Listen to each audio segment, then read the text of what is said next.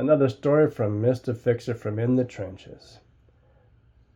I get a call from a property manager who's in a panic. They've got no hot water. They've already had a plumber out there recently who's changed out the elements, but it's a no-go. They've got the place rented for a week from people from out of state, out of the country for that matter, and they've got no hot water. And I found 4 separate problems in 3 hours. It took multiple trade skills to save the day. So here I was on Facebook. Now I'm going to say I haven't advertised yet in Texas. So I'm on Facebook and I'm checking the groups, local groups, now that I'm in Texas, and I'm checking for places or people that I can help with just my wisdom, my knowledge, my experience. And I post a few comments here and there. Then I get this direct message from someone who's in a panic. They've got this water heater issue in a place in Glen, an Airbnb, a little cottage. So I say, okay, let me run over to Home Depot and grab a couple of elements myself. Management just knew that there was no hot water. Complaint was from the tenants, the renters. So I go to Home Depot and I grab a repair kit. It's the elements, it's the thermostats, it's the controls, and I race out there. And I walk in the door. I've got the code. The tenants are gone. I walk in there and I run over to the water heater. I mean, this is a new job. Nobody there. I have to find the water heater. I find the water heater tucked into a closet, and I notice right away it's leaking from the bottom. It's a goner. I said, well, I'm not going to have them put my money and labor into something that's failed, something that's only going to get worse. So I call the property management, and I end up escalating and getting contact with the owner. And I tell them the bad news. Look, this water heater is shot, and yes, it's not heating. So we need to get this fixed. She says, go ahead, go to Home Depot. I said, okay, but you put it on your will call and I'll pick it up. I've never worked for them. I don't know them. And I don't want to spend $600 out of my pocket on someone I don't know and risk it. So they go ahead and put it on will call.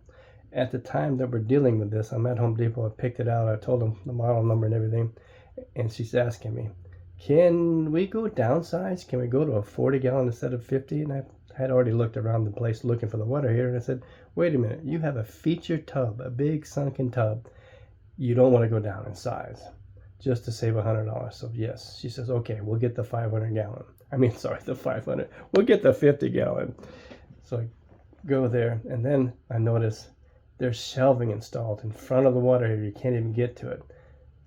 You have to take the shelving down. So I take all the shelving brackets down.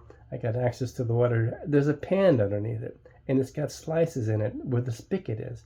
It's not holding water, and it's not plumbed to the outside in any way. So it's leaking water on the floor and heading to the outside. So I don't know when this leak had started, but it hadn't been leaking that long because the baseboards and everything weren't saturated. So I said, wait a minute, I've got to drain this water heater. I've got to get the cabinetry out of the way. But it's so full of sediment, it's been there for quite a while. I've got a hose hooked up, it's just not draining. So I said, I've got to get this done. They've got tenants coming back in here. I've got to get this done. They don't want to lose their Airbnb lodging or their booking, as they call it. So I get the compressor. I get it hooked up. I happen to have some fittings because this is not my first rodeo. I connect to the top, and I pressurize that water heater tank, and I've got brown water spraying all over the backyard. Just having a ball. It's hot. It's warm. Anyway, get the tank emptied, and then it's in a hole. It's in a spot where you can't get a dolly underneath it. There's too much stuff in the way. So I take my belt off. Take this belt off, and I wrap it around the back, and I grab it around it. I pull it up, and I get it out of there, and I put the new one in, hook it up.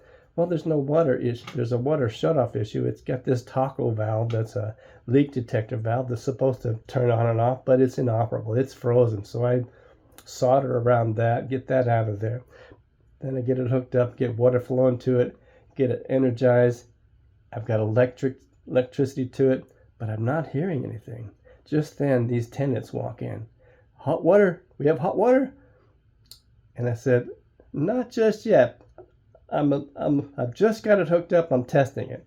So I go out and I get my amp meter, and I'm checking the 2 prongs to the top heater, the first element that comes on. And I'm looking, wait a minute.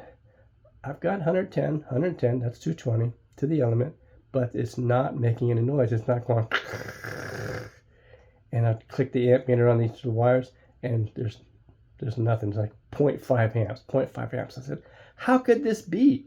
So I run out to this is with the tenant's looking at me like, we need hot water. So I ran out to the breaker panel, open it up, and I pull the cover off inside so we can see the breakers. And sure enough, the breaker that controls the water heater or feeds the water heater, it's got corrosion on the conductors. So I knew right away that was a problem. De-energize the breaker, take the wires, conductors out, sand them really clean, get them really clean, sand inside the contactors on the breaker, put everything back together, crank it down, flip the switch, go back in, hit the amp meter. Perfect. Got like 15 amps on each leg, 16 amps on each leg. So that's going to work. Okay, you have hot water in about 20 minutes. Went over after cleaning the mess, put the shelf cabinets back together, get everything cleaned up, got the old water heater loaded, walk over to the kitchen sink, and sure enough, they had hot water. They didn't lose the rental. AirBnB property manager was happy. The homeowner was happy. And they've called me back a few times for other things. In fact, other projects, because of the trust that they got from me. Now, here's the kicker. Here's the moral to the story. You can't just call a specialist in this situation. Like the person that came out first, the plumber that was there first, he changed the elements. That didn't fix the problem. They called me. I was about to change the elements, but the water heater was leaking. I don't know if it was leaking when the first specialist came out, but the water heater was leaking. So, changed the water heater. Still not heating. Yes, there's carpentry involved. Yes, there's specialty plumbing to get rid of the taco valve and everything, but it's still not heating. So then it requires some electrical experience. That's when, because this fan of mine, it has a lot of different tools. I put the amp meter on it and said, okay, that's the problem. So 3 trades, not just one specialist, one person with all the know-how. So if you're in the Granbury or Glen Rose area and you need someone that's trustworthy, that's going to look beyond just the standard list items, or someone that needs more than one trade knowledge in their head, then call me, and you can find all my information on mrfixer.com. That's MRPHIXER, as in a handyman with an alkaline attitude, mrfixer.com, and I look forward to seeing you on the next one.